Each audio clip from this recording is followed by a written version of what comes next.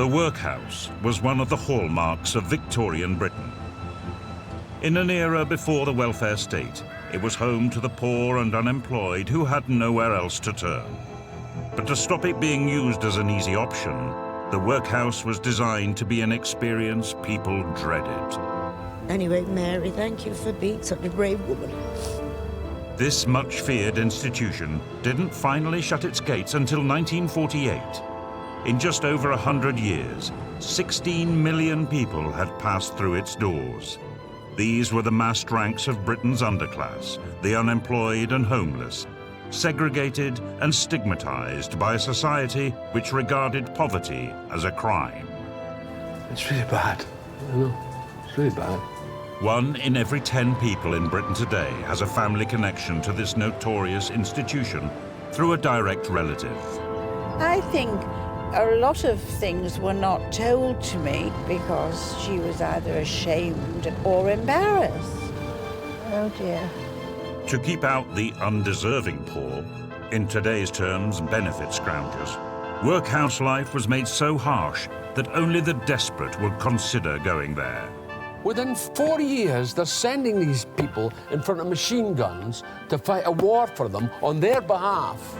But as the workhouse moved into the 20th century, its original mission to punish the poor was replaced by new ideas about social welfare. Workhouse inmates now had the chance to start afresh with renewed hope and meaning.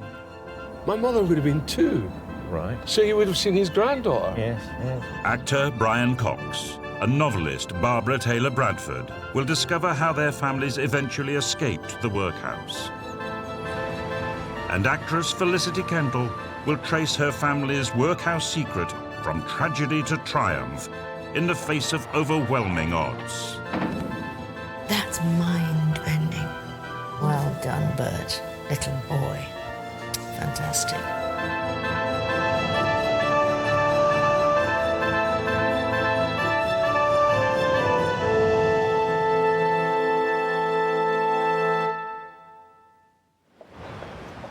The Victorians were people of high moral principle, God-fearing and Christian. To them, the workhouse was not just a place for the poor and the helpless, it was also where social outcasts ended up when they fell foul of this highly ordered society.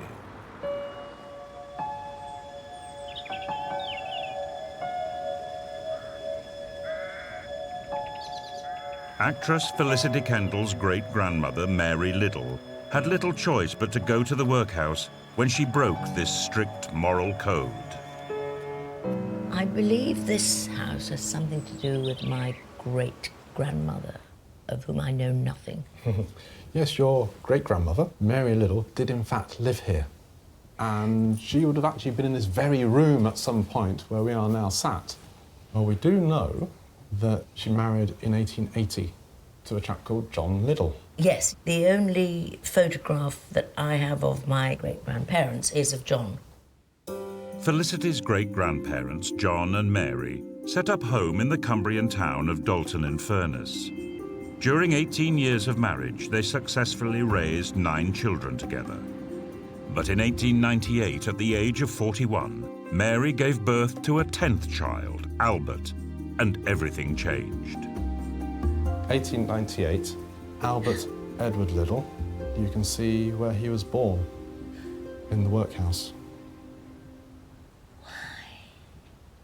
Why would you go from a family where you had all those children and a lovely husband called John to suddenly having your baby on the floor in the workhouse, or not necessarily on the floor? I think the answer lies in this box, which tells us the name and surname of the father. Yes. It's blank.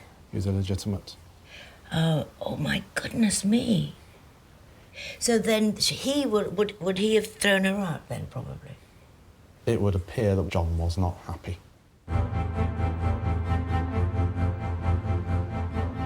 Having become pregnant by an extramarital affair, Mary joined the thousands of other disgraced women forced to give birth in the workhouse because of the social stigma of illegitimacy.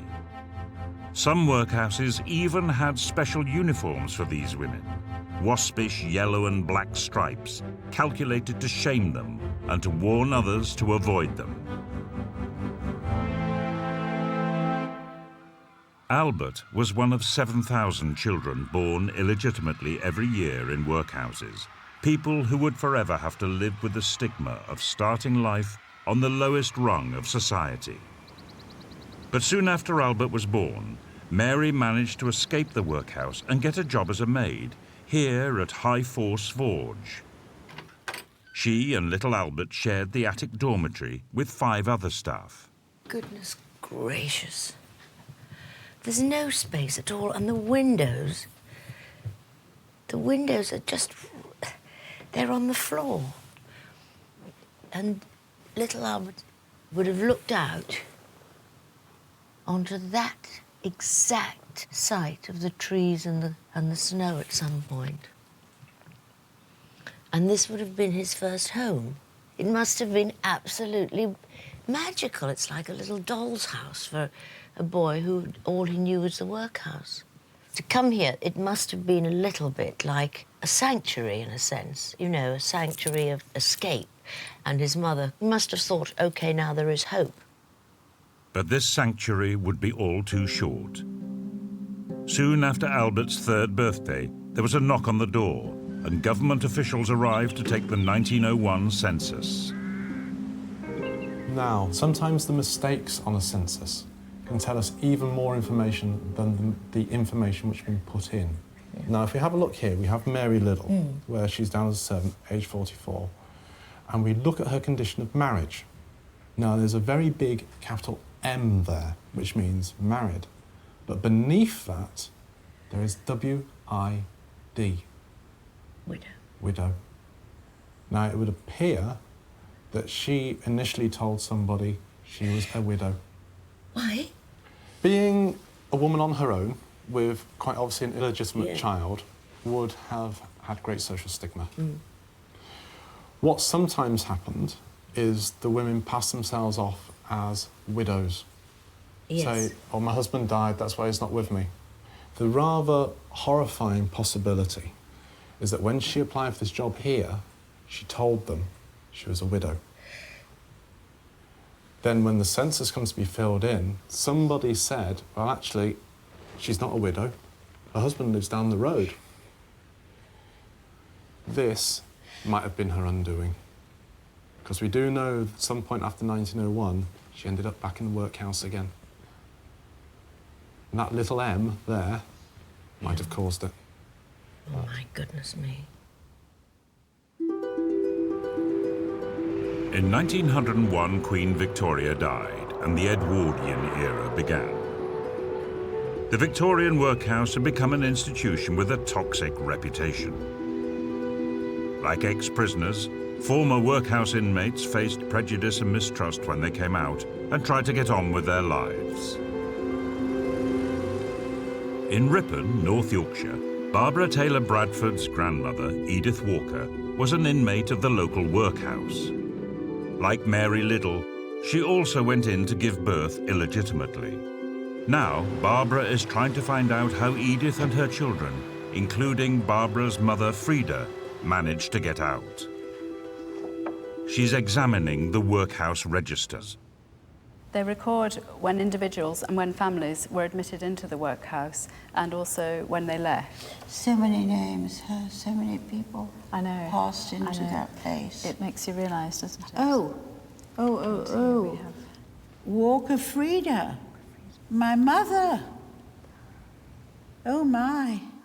Barbara has found her mother's name, along with those of her mother's siblings. Edith, Frida, Fred and Mary. They were all there.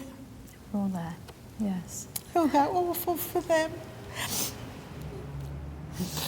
And how long were they there? To find out when they left, we have to look at the pages on this side. Yes. Here, Walker, Edith, October the 15th, Saturday, last meal before discharge would be beef for breakfast. That's right. What's There's a this? nice observation here. It says to be married to John Simpson. J. Simpson. And that's why she came out of the workhouse. Right. It's very touching. He must have been a good man. He took on 3 children, as well as my grandmother. Well, that really solves the problem, doesn't it?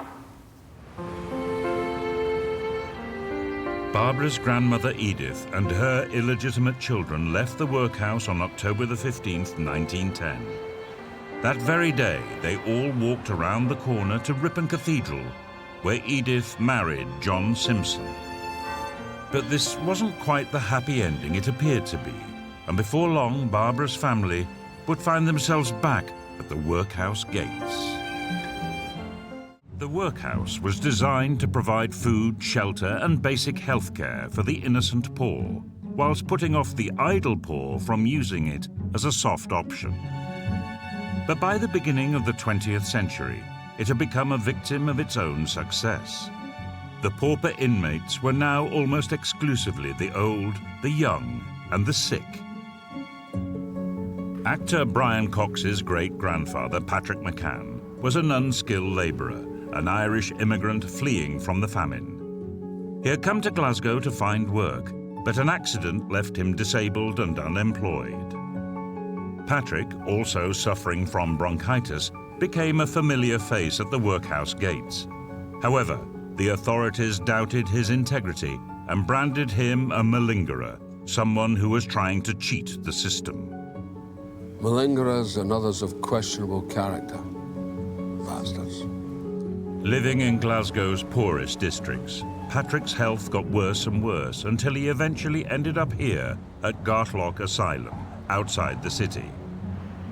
Brian wants to know how Patrick's problems spiraled out of control before he was finally declared insane. If you look at the illnesses, they're fairly typical. Bronchitis, chronic bronchitis. He has hernia as well, but that's being a labourer on 60 shillings a week. He would not have been able to afford a GP, nor would have been insured for GP care. So the poorhouse was basically his general practitioner care. So that was like going to the doctors? Yeah, yeah. So every time he went into the poor house, it was because he needed some kind of treatment? That's right. I mean, if he was ill, and they could see, they could diagnose he was illness, why did they give him this thing of, you know, that he was a malingerer? They felt that individuals such as Patrick should have been able to look after themselves better. What do you think? Highly unlikely. Highly impossible. Specialised medical treatment had to be privately paid for. But in the 1880s, the workhouse introduced professional nursing and separate infirmaries for the poor, developments that formed the bedrock of the modern NHS. But Patrick wasn't seeking help just for himself.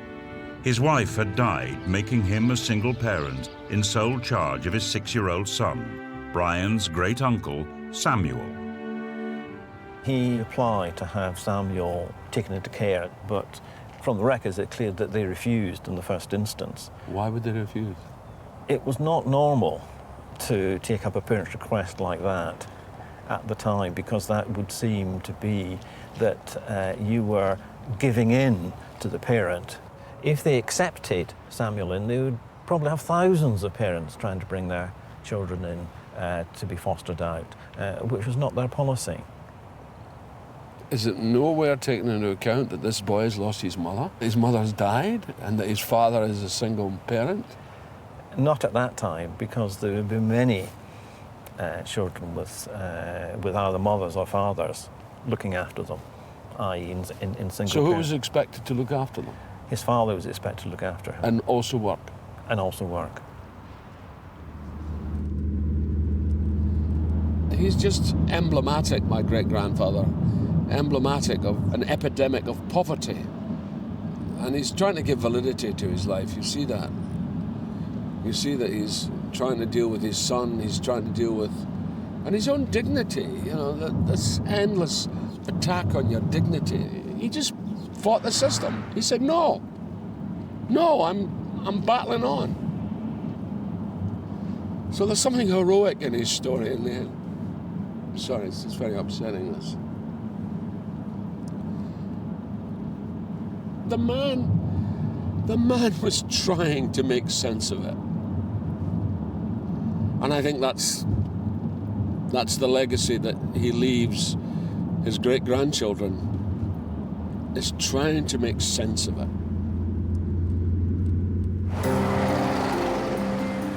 As the 20th century unfolded, the workhouse began to take on a more caring role, especially with regard to the welfare of the young. The Victorian image of Oliver Twist and child labour was replaced by the Edwardian ideal of Peter Pan, a model of childhood innocence we would all recognise today. The workhouse was given new powers to adopt children it deemed at risk from unsuitable parents, even if that meant breaking up the family unit.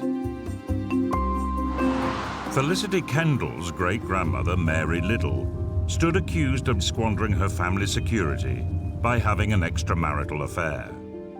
After giving birth to Albert in the workhouse and a brief period of employment, Mary was about to end up there a second time at the age of 45. Well, I'm quietly dreading the next bit, actually, because I don't know how going back to the workhouse twice can end happily. I don't think the dice are going to roll in her favour, quite frankly. Mary's workhouse records are kept at the Cumbria Archives in Barrow-in-Furness. We have a record for her from 1902. And that's in here, is it? This is in here. Little Claude. Who's Claude? Well, if you follow along... Born in the house. Yeah, mother. Mary Liddell. Illegitimate. And she's had another one. She had another one? Yes. Do you know this woman is an extraordinary creature? I think... And at her age, Jesus, she's a goer, isn't she?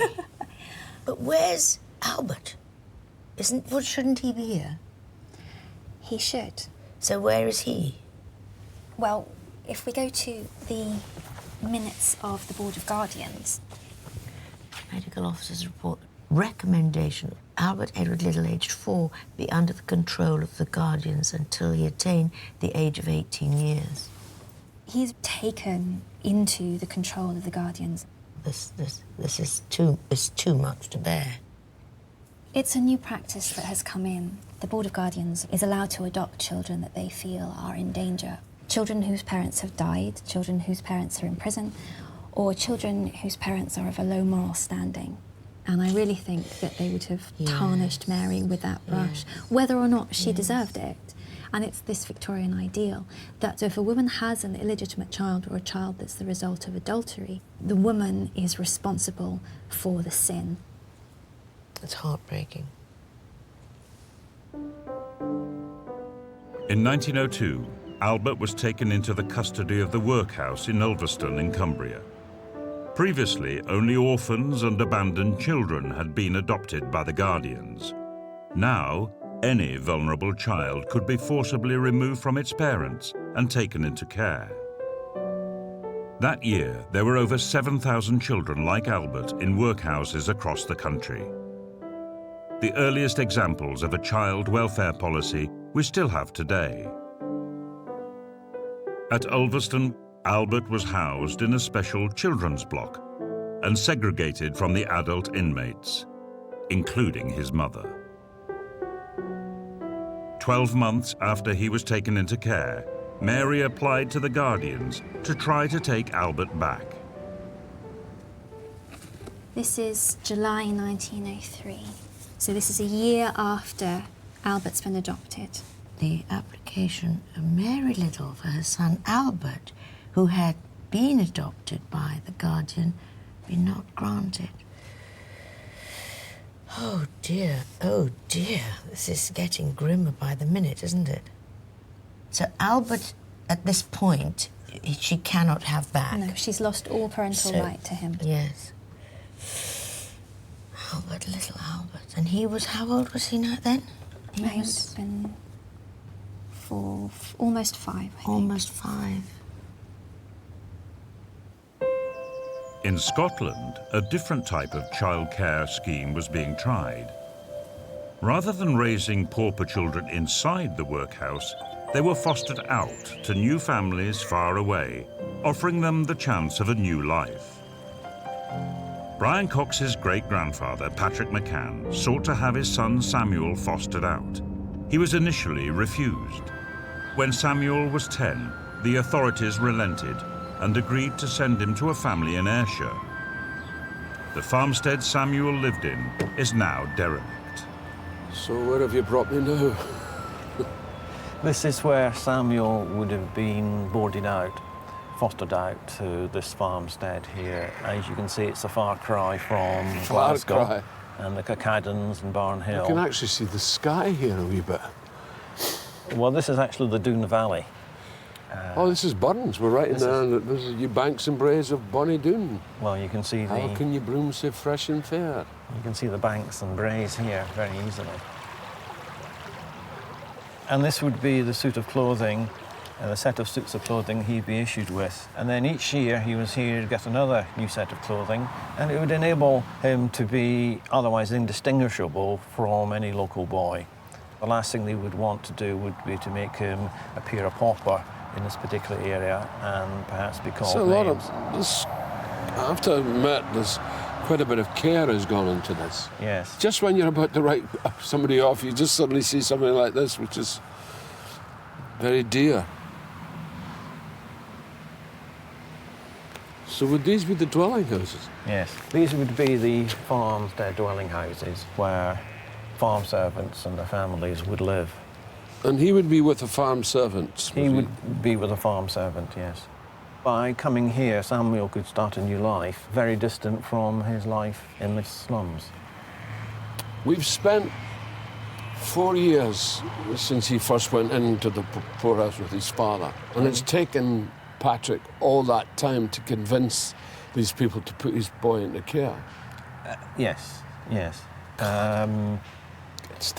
It's the fact that he just persisted, he just went on, you know. It's heartening. He got his lad out of it. Samuel was one of over 6,000 children to be fostered out to families in Scotland every year. With a strong tradition of community welfare, Scottish children were able to start new lives, free from the weight of poverty.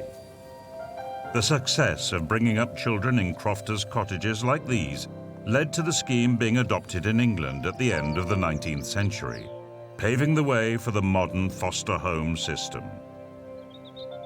Meanwhile, an even more radical child welfare policy was gaining momentum, to send poor children to the other side of the world. In Ripon, North Yorkshire, Barbara Taylor Bradford is in the town hall trying to find out what happened to her family after they left the workhouse. Her grandmother, Edith, married John Simpson in 1910, and they went on to have 3 children together. 14 years later, those same children, Barbara's mother's siblings, would also end up in Ripon Workhouse. Here, Norman Simpson, Simpson Francis, Simpson Edith. 3 children were admitted on the same day, the 22nd of December, 24. 1924? Yes. My grandmother was dead. Was dead. So what happened to Mr. Simpson? Was he dead or alive or? No mention of him coming in. Simpson, here we go. Simpson Norman, Simpson Francis, Simpson Edith, and they all left at the same time, discharged into care of NSPCC. What does that say? It says for removal. Removed to Dr. Bernardo's home. Yes. The National Society for the Prevention of Cruelty to Children had been given statutory powers in 1889 which allowed them to take vulnerable children into care. Using these powers, they plucked the Simpson children from Ripon Workhouse and placed them in the custody of Dr. Bernardo's, a private charity established to look after orphaned and abandoned children. And Barbara is writing to see if they can shed any light on what happened to her mother's brothers and sisters.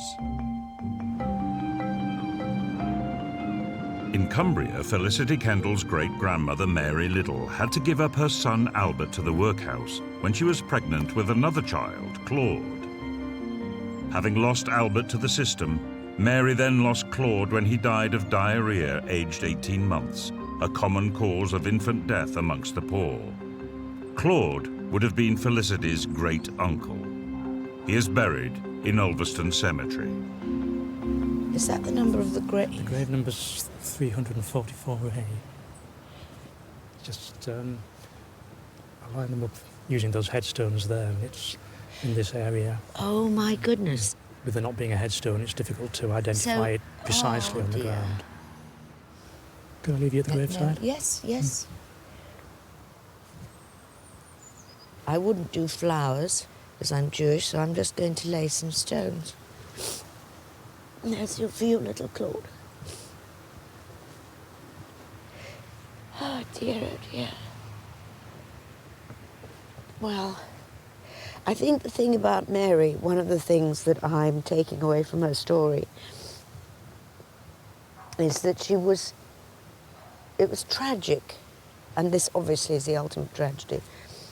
But having buried little Claude, she may have been grateful that at least Albert was safe, and that he would be looked after. But I don't know. You know, the other way you would react as a mother is, oh my goodness, what if he's ill? And I can't be there to hold his hand and mop his brow. The authorities prevented Mary from seeing Albert again. She moved to another workhouse and disappeared from his life. Albert stayed in Ulverston Workhouse until he was 16 years old. With no known family to go to, he faced the issue of what to do with the rest of his life. The stigma of the workhouse meant that Albert had limited job opportunities in the world outside. So, in 1915, he followed the example of thousands of other workhouse boys and enlisted to join the army. Back in Yorkshire, Barbara Taylor Bradford is with her husband, Bob. Dr. Barnardo's have responded to her letter of inquiry. Oh, well, this is interesting. It's from Dr. Barnardo's. Let me see what is here. I can't work. Oh, it's all about, I saw names of my mother's brothers and sisters. All right. Good. Go ahead, then.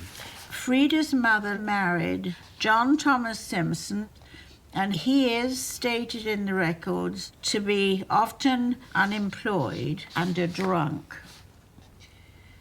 Well, she didn't obviously have good taste in men. Following the mother's death, the children were grossly neglected. When an NSPCC inspector visited the family, they found the children to be in a dirty and verminous condition. Oh, God. The children were twice admitted to Ripon Workhouse, and Simpson was later fined £5 for their neglect. In February 1925, Simpson was serving a 3-month prison sentence for their further neglect. Not a happy story at all. No wonder I was never told this story by my mother. Oh. Following their admission to Barnardo's on 30th of May 1923, they were migrated to New South Wales in Australia.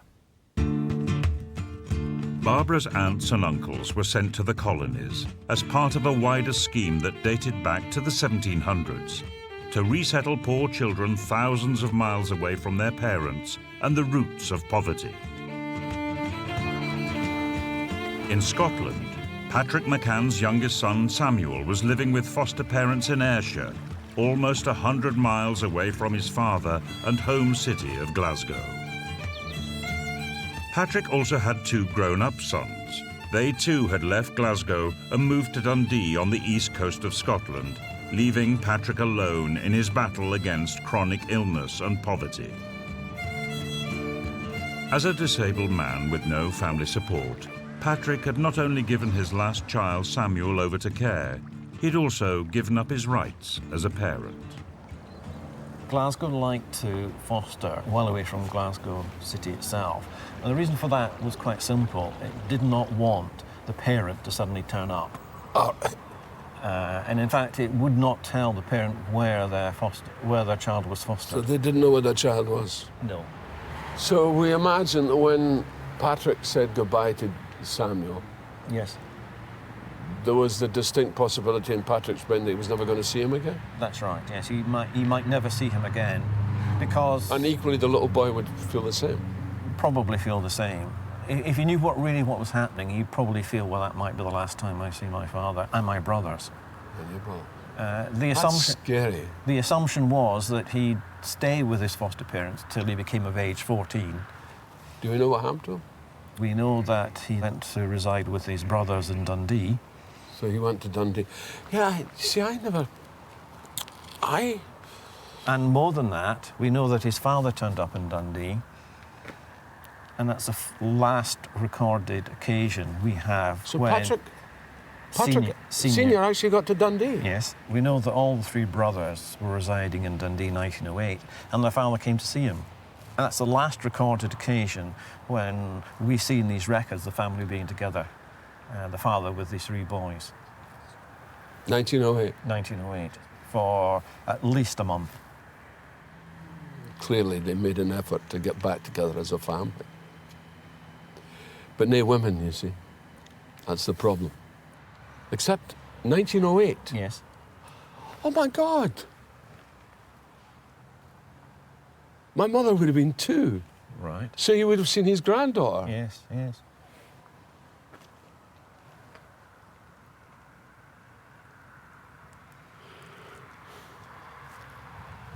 So he'd have seen his daughter-in-law and his granddaughter. Oh. And you can see they're all residing at the same address in Lochee, Dundee. That's incredible, because I had it in my mind that he was on his own and he...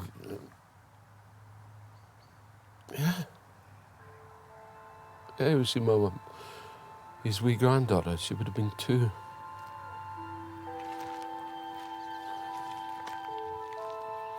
Three years after being reunited with his sons and meeting his baby granddaughter, Patrick died of pneumonia. He was just 54 years old. It's an amazing story, but it's also a testimony to a whole time and period and a group of people who are not taken care of and who've never been taken care of. We've never really dealt with our poor from generation to generation. These situations teach you that the only way is this sense of our responsibility for one another. That's the only way. And if we don't have that sense of responsibility for one another, our world is chaos. By 1914, the workhouse authorities had succeeded in creating a generation of fit and healthy young men out of pauper children. Stigmatized and unwanted, the obvious place for boys brought up in one institution was another one: the army. Now the moment had arrived for them to come forward in their country's hour of need, as they volunteered in their thousands to fight in the First World War. Amongst these workhouse recruits was Felicity Kendall's great-uncle, Albert Liddell. So we know he enlisted in 1915, and in 1916 he was sent to the front, and he was sent to Ypres just on the eve of the second big battle there, which was slaughter. He was very lucky. He had just come from training in the UK, and he didn't see action straight away, but then he did see a lot of very significant action after that. So, I mean, he must have had a bit of a charmed life to get through all of that. That's extraordinary. But that's a miracle that he wasn't wounded. He's extraordinarily lucky. And what is this? That's just the record of his service. He shows that he got the British War Medal, Victory Medal. It's not a decoration for honour. It's just a kind of, I was there. Yes, but it is nice to have. You know, I mean, well that's done. huge. We're That is huge. Yeah. That is huge to have something written down Yeah. that says this is what you've achieved. That must have given him quite a... Yeah, yeah. I mean, for a pauper child from the workhouse to have served, to have survived, to have received a medal. Having a medal, this must have been the first time in Albert's life that anyone had ever said to him, "You're special." And it might have meant that when he came home, people saw him differently. I think that would have made all the difference in the world to him. Yeah, yeah. Extraordinary. After the First World War, the government offered Albert and all other returning soldiers free passage to Australia. The post-war economy in Britain was in recession, and for a workhouse child, emigration offered the chance to build a new life free from the stigma of pauperism. 17,000 ex-soldiers took up the offer to establish themselves as colonists and pioneers. Albert left for Australia in 1922.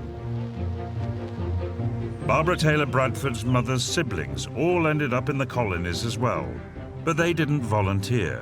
They were sent there by Dr. Barnardo's, having originally been taken into the care of the workhouse. Barnardo's was one of a number of charitable organisations who, backed by the British government, took pauper children and forced them to migrate to the other side of the world. The last one of Barbara's family to leave England was the youngest of her aunts and uncles, little Edith. By now, Barbara's mother, Frida, was married and working as a nurse in Leeds. Bob, now look, this is from my mother. Dr. Barnardo's have sent copies of letters they exchanged with Frida. Dear Madam, she's writing to Barnardo's. I write to you to ask you if you can give me any information concerning my youngest sister by name Edith Simpson. She was taken into one of your homes when she was a small child, between 5 and 7 years. Oh, how sad. She didn't know where her little sister was. Okay. Now, here is the reply. Dear Madam, your sister Edith went out to Australia with one of our parties in April 1928. And Edith is extremely happy and is getting on nicely out there. The principal says that Edith has good reports all around. Dear Miss Picton Turberville, she now has a name, it has taken a great load off my mind to know little Edith is still alive and doing so well. I am so glad to know that. Oh, she may have thought she was dead. Yes. But now I am happily married and have a nice cottage of my own in a nice part of the city. I have been hoping that I might be allowed to bring Edith to live with me, as I could take good care of her now. Oh, she wanted a sister. I want to ask this one favour of you. Do you think she would be allowed to come home and let me have her to live with me? Oh, she wanted her little sister, didn't she? Please don't think me selfish. Sorry. Please don't think me selfish wishing to have her now when you have cared for her and educated her and brought her up to be such a good girl. But it is just the longing for my own people.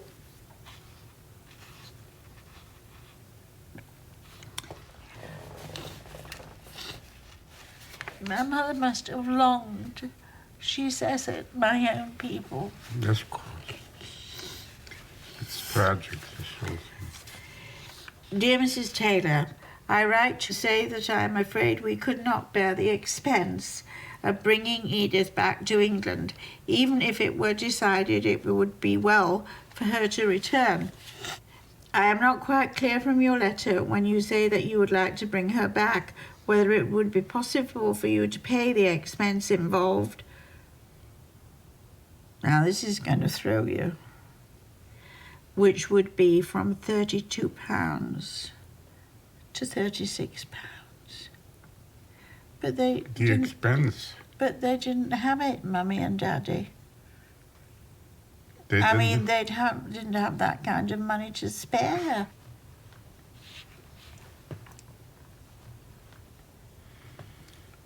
She was a good woman.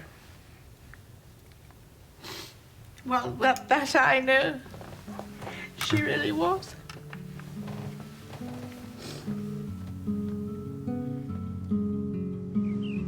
In total, 150,000 children were sent overseas under the scheme. The last of them left Britain as recently as 1967. Since then, there has been official acknowledgement of the cruelty of this forcible migration policy. In 2010, Prime Minister Gordon Brown formally apologized to all those families who had been affected. Frida died without ever seeing her sister again. Bernardo's last known record of Edith was that she was still living in Western Australia in 1937. Felicity Kendall's great-uncle, Albert, made the most of his opportunity in Australia and ended up owning his own farm. The first record we have is this one, his certificate of marriage. He married Rachel, an Australian woman. Rachel, my favourite name. What I'd love to know is he called Billy? He was called Bob. Bert. Bert? Bert. They called him Bert. Oh, Bert. And he's listed as a farmer. And Mary is there as his mother and father. Oh my goodness, he's got John Little there. It's amazing, isn't it? John Little was Mary's husband, the man who threw her out when she became pregnant illegitimately with Albert. He lists John Little as his father.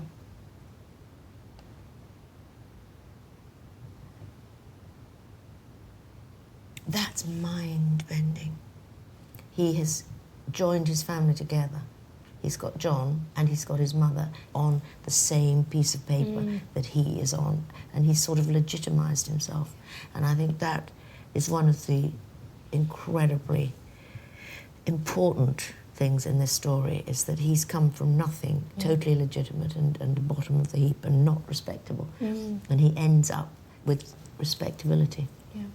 There is one other thing that we know about his relationship with the family back in England, and this is his will. Oh my goodness. Oh, he had an awful lot of money. 4,000 to Janet. Janet Little Waring, usually known as Jenny Little Waring. But who is that? So this is his half-niece. We don't know what kind of relationship there was here, but clearly he knew his family and he knew the next generation. He must have made contact with John and his family. Now, we don't know how that happened. I suspect it might have been when he comes back from the war, because the war really did change things. Maybe his family had decided that, you know, after the horrors of war, Albert, or Bert, meant something different to the family now, because he was a decorated war veteran. You know, he'd come back with the Victory Medal, and he had served and survived. Maybe they felt that they could now acknowledge him. After all this history of secrecy and, you know, lies, infidelity, betrayal, you know, Albert had made peace with it, that he had made peace with his family. He died a successful man, really. What a wonderful Emotionally story. and financially. Yes. Well done, Bert. Little boy. Fantastic. The early Victorian pioneers of the workhouse viewed poverty as a crime. But as the 20th century unfolded, there was a growing sense that it was a social problem, which could only be treated by showing greater compassion. In this new world order, the idea of a deterrent workhouse looked increasingly outdated. Over time, many of its functions had been discharged to specialized institutions like pauper schools and free hospitals for the poor, as a new model of social welfare began to take shape. In 1929, the workhouse was formally abolished by an Act of Parliament, although it took almost 20 years to phase out altogether. With the introduction of the NHS in 1948, the last workhouse shut up shop as its remaining functions were absorbed into the welfare state. Today, almost all physical traces of the institution have been covered up or erased. But its shadow, nonetheless, falls over millions of people whose lives have been touched by their families' secrets from the workhouse.